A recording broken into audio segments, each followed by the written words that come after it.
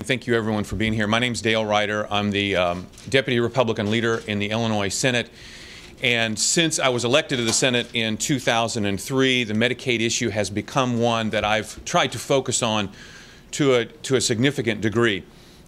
Let's talk a little bit about where we were a year ago, when there seemed to be a bipartisan recognition among Democrats and Republicans and the governor's office that the Medicaid program was drowning, that the backlog of bills was getting too high. In fact, this year, as Representative Bellock talked about, the backlog of bills is predicted to be 5 times what it was 10 years ago. This program has been out of control. But last year, in a surprising moment of bipartisanship, Democrats and Republicans recognized together that the taxpayers are at stake, and we have to save the Medicaid program for the people who truly need it.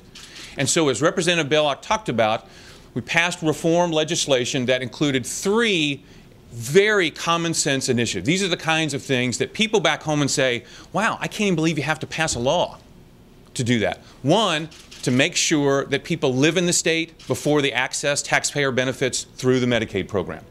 2, that we make sure that they actually make the amount of money that they can make and be eligible for the program, to keep people who don't belong on the program off the program. And 3, while we're catching up on this backlog of bills, while we're trying to save the program for the people who really need it, let's stop expanding the program, because we're just too far behind on our bills now. That was a year ago. Now, those initiatives, those 3 I listed right there, 2 of those, require us to request the federal government to allow us to change the Medicaid program through what's called a waiver request. A year later, a waiver request for the income verification has not been filed. A waiver request for the residency requirement has not been filed.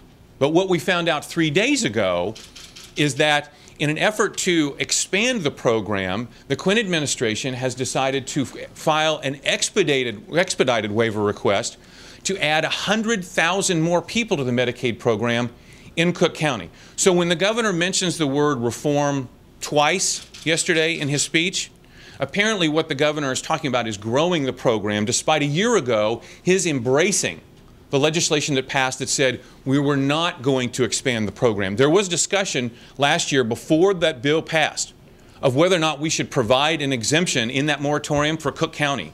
That was rejected. That was rejected by all the lawmakers in this process.